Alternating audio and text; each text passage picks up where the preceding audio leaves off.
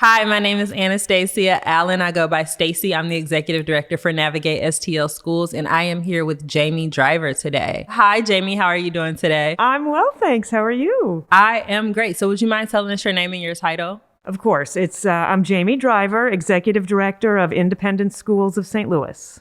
Awesome. So, Jamie, tell us a little bit about your K-12 education experience or your education story. Sure. Well, I really came to education via the arts path. I started out in arts education, actually. Before that, I started out as a kindergarten teacher in the Boston area, and then got into arts education because I'd actually been trained as an actress. But really found a great way to meld education and the arts together. So I started out, again, teaching kindergarten. Then I worked in the arts for a number of years as a director of education, actually for Opera Theater of St. Louis here in town. Then I went and ran the education function for a large professional association, actually for opera. But then my husband's job brought us back to Illinois, and then I got more involved in independent education there because I started working as a director of development for this school that my children were at, which was a private school. And then we moved back to St. Louis about 8 years ago, and I was able to find this wonderful position here at Independent Schools of St. Louis. So awesome. So I know you just gave like this very long story about just your really like a wealth of experience. Like, how would you say that any of those past experiences have kind of fueled the work that you do with the Independent Schools of St. Louis? Absolutely. Well, I have been fortunate to be not only a student of independent schools, I attended one myself.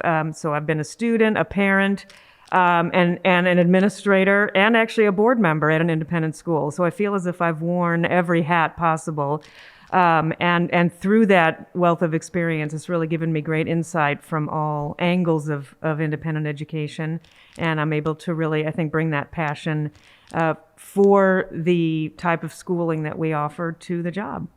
That is so great. So we've been tossing around this term, independent school, and a lot of people don't even actually know what that means. So what is an independent school, and what do you think that people should know about them? Absolutely.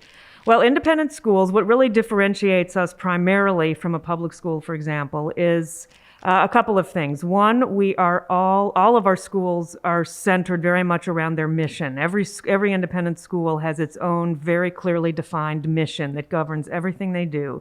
So they're very mission-based. They are run by an independent board of trustees or board of governors. And they are members of the community that don't have ties to any other larger entity. The board sets fiscal policy. It hires the head of school and really helps to oversee the school's financial health and does a lot of strategic planning for the school. Also, we are funded primarily by tuition and by charitable dollars. Our independent schools do not take any money from the state or any government funding whatsoever. So that thus helps us be the term independent of any other kind of entity, whether it be state or private or what have you. Are there any other things you think parents should understand or know about independent schools? Yeah, I think some of the other hallmarks, of course, of independent schools are that we have intentionally small class sizes and small teacher-student ratios so that every student can be extremely well known and their own educational journey can be kind of customized and individualized to that own child's growth. Our schools also develop very, very strong relationships with the family. So it's really not just the child going to the school, it's the whole family that enters into a relationship with the school. Mm-hmm. Those relationships are valued very highly. There's lots of individual one-on-one interaction between parents and students, parents and administrators. Parents have multiple opportunities to get involved in the life of the school in very many ways. Our teachers are very, very well supported through faculty growth and professional development opportunities. And they come to independent schools really because it gives them an opportunity to explore the passion they have for teaching, why they kind of got into teaching in the first place. Because we don't have any mandates from the state, we are free to develop our own curriculum, free to innovate, to implement the latest thinking, whether it be in technology or in curriculum or what have you. And it also enables the teachers to, again, individualize that education to each student, so that for students who need additional challenge, there's opportunities for that, to accelerate or really indulge a student in a particular passion they have. It also allows time for students who might need additional support in an area to give them that as well, all within the context of the classroom teacher. So those relationships become very, very meaningful and very personal. That's really cool. So you mentioned earlier that the private and independent schools are funded primarily by tuition. And so there's kind of this perception out there that private schools create a separate education system that kind of exclude under-resourced families. Can you talk a little bit about any of the equity initiatives for the schools that are in your particular coalition, or how private schools can work for all families? Absolutely. And that's really one of the primary goals that Independent Schools of St. Louis has, is to dispel those myths, because our educational is an opportunity for everyone. And we certainly want to make sure that everybody knows that it is not just for the privileged few. In recent years, many of our schools are making tremendous gains in their diversity, inclusion, and equity initiatives. Many of them are now hiring staff people whose sole job is to focus on those initiatives, to ensure that each school has a very clear, it's embedded in their mission. They all want to make sure that, again, anybody can have access, that their faculty represents the students that are in the school. So there's an enormous effort to diversify the teaching force. And our schools really understand, as do independent schools across the nation, that a diverse student body, whether it's gender, socioeconomic, racial, what have you, benefits and lifts up the school. It makes the school a better place for everyone who's there. So our schools make tremendous strides to make that happen. And all of our schools also offer tuition assistance and will work with families. If there's a family for whom one of our schools is a good fit and that family really wants to go there, our schools will try to do what it takes to make it possible for that family to attend. So there are many ways for families to afford an independent education. They just have to reach out and work with our schools to see what options there are. That is really, really cool to know. You also mentioned that you guys are exempt from like state standardized testing and things like that. Could you talk to us a little bit about the pros and cons to not having to do standardized tests, or what that means for your teachers or your schools in terms of curriculum? Of course. Well, first of all, I should say that all of our schools generally do utilize some form of testing in their school, but it's primarily to be able to assess their own progress, to see how they're doing in certain areas, and to give that feedback to the parents. So they're not doing it in order to have to report numbers or meet certain scores. They're doing it to really learn about themselves, what's working, what's not. So that said, in addition, all of our schools have to be accredited. In fact, for a school to be a member of Independent Schools of St. Louis, they must have accreditation, and there's a couple of different agencies from which they can do that. But the accreditation process for independent schools is extraordinarily rigorous. They have to go through it every 7 years. It involves a deep, deep analysis of the school's operations from top to bottom. I mean, from facilities maintenance up to the head of school and everything in between. They again do this self-analysis, and then a team of a visiting team of accreditors is brought in to visit the school, and they spend anywhere from 2 to 3 days looking at every aspect of the school, meeting with people, talking to people, and then they give a whole report with feedback, and the school gives a chance to really for the school to really learn from outside viewpoints what their strengths and opportunities are, and then they build on that. And So there is a lot of checks and balances within the school and opportunities for them to continue to grow and get feedback.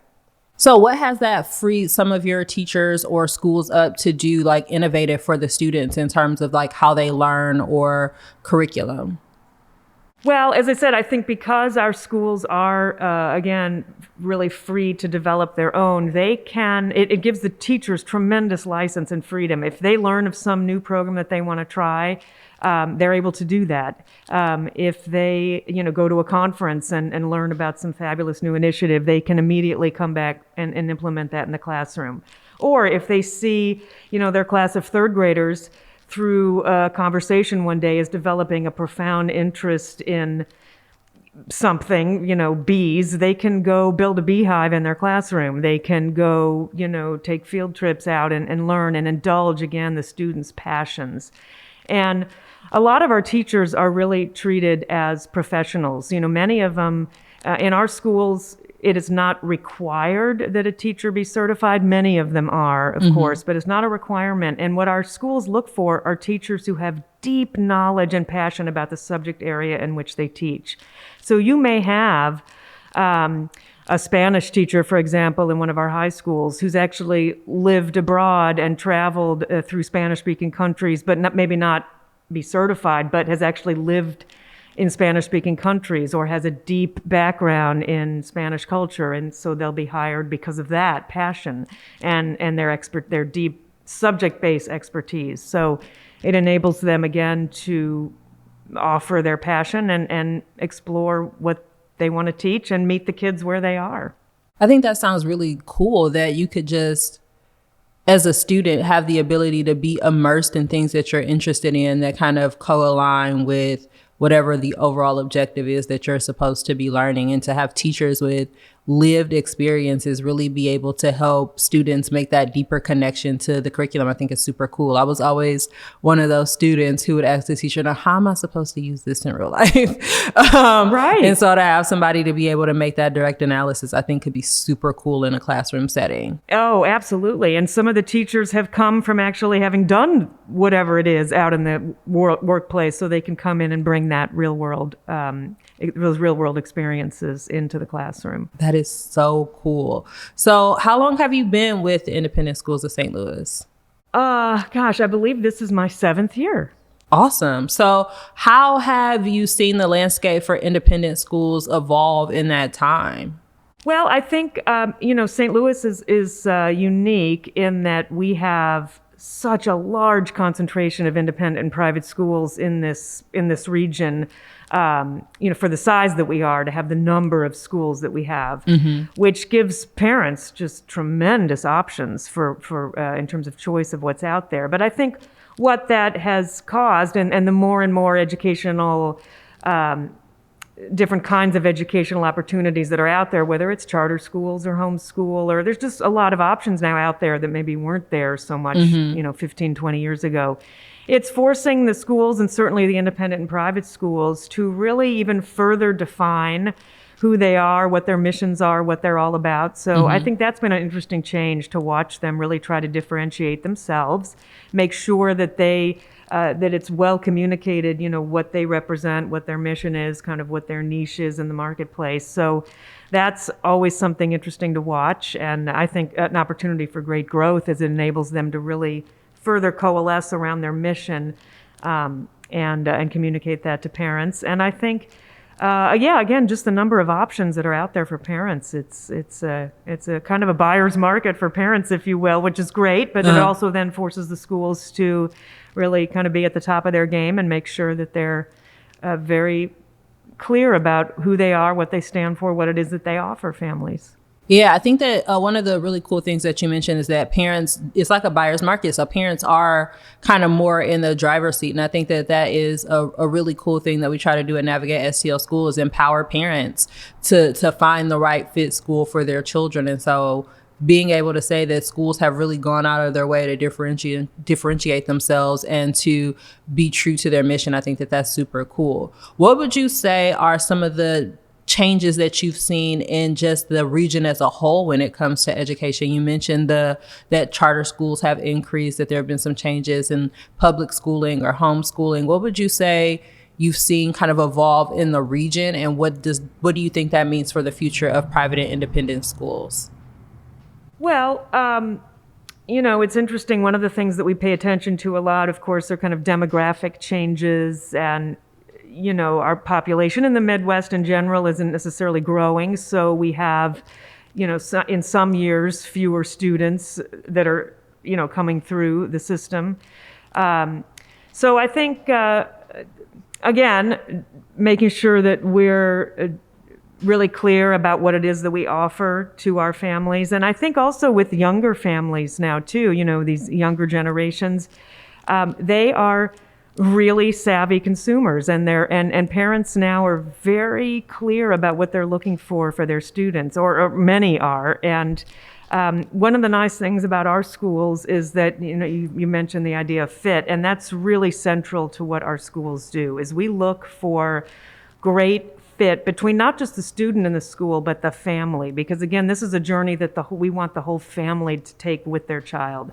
So that we really talk to families about making sure that you see yourself in this school. Do our mission and our values align with yours and your family and your goals for your child's education? And our admissions officers at all of our schools, work so hard at making sure that when a family is admitted, that it is that great match, that family's going to find a second home, if you will, in our schools, and that there's going to be an enormous chance for success for that student and that child. And so it really is about a partnership. It's a matchmaking enterprise, really. That is so cool. So as you're talking about parents finding fit and really wanting to be able to court the whole family through this school process, what do you think parents should know or consider when they're thinking about sending their kid to an independent school? Sure. We have a great feature on our website where parents can go on and look at independentschools.org, and we have a whole suggested list of questions and things that they should be looking for when they go visit a school. But, one of the things they should start out by asking themselves is, what kind of environment do they want their child to be in? Do they want really small class sizes? Do they want, what kind of sports opportunities are they looking for? What kinds of extracurricular opportunities? Do they have an artistic child? Do they want a really strong arts component? Does their child love to be outside? Would they love to do a school that focuses on outdoor education? I mean, kind of you name it, and our schools offer it. You can get so granular in what you're looking for because our schools offer so much in those areas. So I think first is for families to ask themselves, what do they want? What kind of environment do they think their child would thrive in? And then begin to come out, either through our website or start, doing some initial research on the schools. Then all of our schools offer multiple opportunities for open houses. Well, now this is in non-COVID, but even now they're offering all virtual tours and virtual one-on-one meetings. And so we've certainly tried to pivot to accommodate this extraordinary time. But normally, yes, they would come to an open house, get a one-on-one, come and get a tour. A child can come visit classrooms. A student can come actually sit in a classroom for half a day and watch and observe. So I think, again, just be looking at what is the feel when you walk on campus? How does it make you feel? What's happening in the classrooms? What's the relationship and the dynamic between the teacher and the student? Does that feel like a place where your child would thrive? So, I mean, that's kind of the first wave. And then, of course, as you dig deeper, you begin to ask more questions and find out everything from, how you can ask any detail you want about how it works. I think that's really, really cool. So we've talked about Navigate STL Schools prior to this. And you know what our organization does. We're just an unbiased organization here to help families understand every option that they have in the city of St. Louis when it comes to the education of their child, and empowering families to feel as though they are the experts in their child and in what is best for their child's education. So when you think about an organization like Navigate STL Schools, what's the number one tool that you think every family needs to have or needs to know? And how do you think we can serve them? Well, I think, first of all, yes, what you all are doing is fantastic and the service you're providing. And I think the number one thing is information. Just let them know the wealth of opportunities that are out there and the range of different types of schools. And just to, give them the window, the bird's eye view about all the options that are there, and then encouraging parents to not be bashful about picking up a phone and calling, or going onto the websites. Certainly that's a first step, but then to not be afraid to pick up the phone and call and talk to our admissions directors at our schools, or any of the others, but just to absolutely go in ask questions and say, this is what I want for my child. What can you do for me? And our admissions directors will be all too excited to tell everything they have to share. Our admissions directors, all of our schools, love to talk about their schools and about education. They are passionate about it, and they are passionate about families making the right fit for their child. That is so awesome. And then I guess my last question for you is, what should we be doing as an organization, as Navigate STL Schools? What would you charge us with as our number one responsibility to families first, and then to schools second, and school systems? I think to families, you kind of hit on it a minute ago when you said, families know their children best, and that is 100% true. They know what's going to be the right path for their child. So I would say, again, providing them the information of every possibility that's out there and encouraging them to take those steps and to not be afraid to knock on doors that maybe they think aren't available to them. They are. I promise you they are. And to, again, just to provide that information, encourage them to reach out and advocate on behalf of their child, because every child deserves the best education they can possibly get, and we certainly want to provide that to as many children as we can. Awesome. And then how do you think that we best serve schools and organizations in this mission also? I think, certainly we're so delighted to be working with you. I think in our case, it's amazing to me the numbers of people that I come across in the community who've not heard of some of our schools before. Many of them, as a matter of fact, don't even really know that we exist, or again, have a lot of misconceptions about what they are or who we serve and so forth. So I think in our case, just helping to dispel those myths and let everybody know that our doors are as open as ever to everybody. So I think supporting the schools in that effort to helping get the word out and to help let parents know that we're here for them. We're here to be their partner and to walk through this journey with them. Awesome. Thank you so much, Jamie, for your time. Like I said, our goal here at Navigate STL Schools is to ensure that parents and families understand every option that they have available in the city and are able to make informed decisions. And we really want to show that there are wonderful education options in the city of St. Louis and the surrounding area for young families, for all families, so that their child is going to absolutely feel supported and in a community when it comes to education, and they have all the tools that they need to succeed. So I want to thank you for being our guest today, and we're looking forward to our working relationship. Well, thank you so much. It's been a pleasure to be here, and we look forward to working with you as well. Awesome. Thank you. Thanks.